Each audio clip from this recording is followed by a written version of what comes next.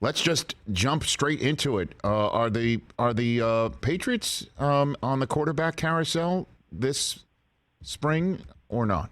What do you got? Great question. Absolutely, positively not. That would happen over Robert Kraft's dead body. Really?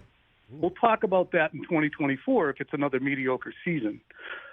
But this notion that the Patriots would move on from Mac Jones after last July at the outset of training camp, when Bill Belichick talked about Mac Jones made a drastic improvement from an already highly impressive rookie year, if they now want to move on from him and his $4.36 million salary or whatever it is because of what happened in 2022, well, who's holding the smoking gun for what happened?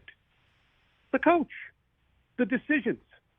I think that if he walked to Robert Kraft and said, yeah, I'm thinking about moving on from Mac here. I mean, it's just, he was really surly. I think Robert Kraft would say, you out of your mind? He's making $4 million?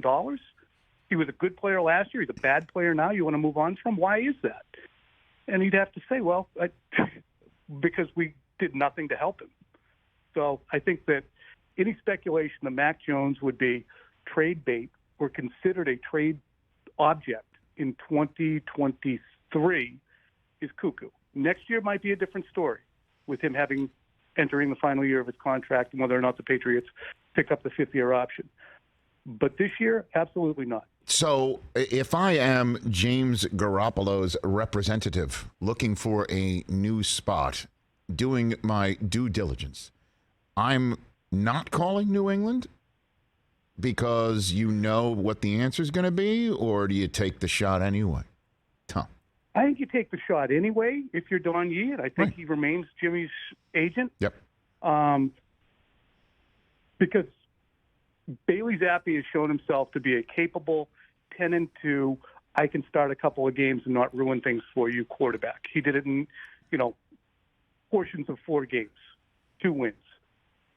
So you have that, but do you have the veteran? Brian Hoyer is still under contract, but more and more in the cameos we've seen from him, he's either been a little bit injury-prone or a little bit scattered. Even though I think he could still be a capable backup quarterback, he's almost 38.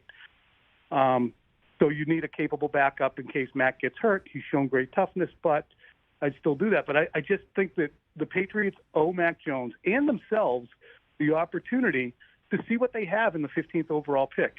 He was a good player as a rookie.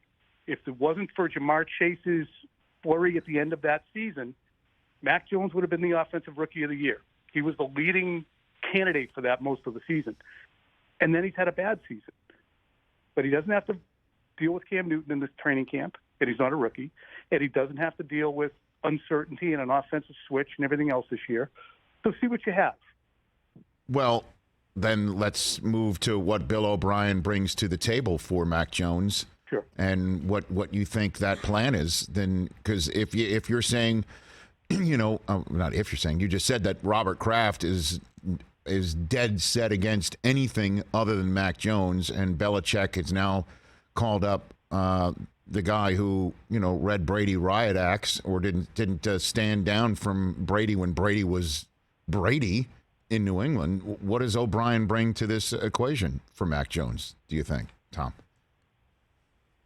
He brings a plumber to fix a sink as opposed to a finished carpenter, which is what the Patriots tried to have to do with last year.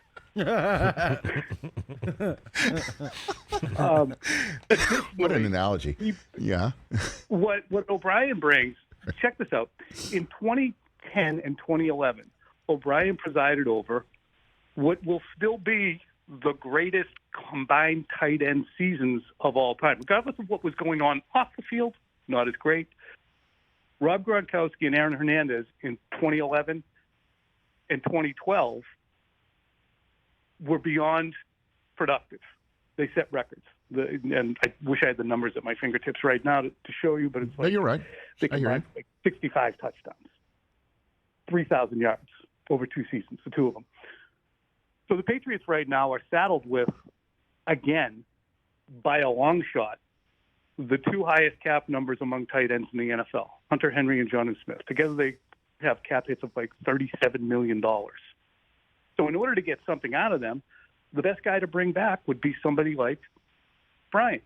So that's just using the assets. How will he impact Mac? What Mac's problem was, and the Boston Herald did a good job of articulating this, he'd go to the line of scrimmage and he wouldn't be able to, they wouldn't give him the answers to the test as to, okay, if this happens, then what am I doing? Which McDaniels could do, which he could do on his own. But the combination of Patricia, Judge, and Bill really were unable to really articulate, okay, this is the next level stuff. This is what we'll do if we see this.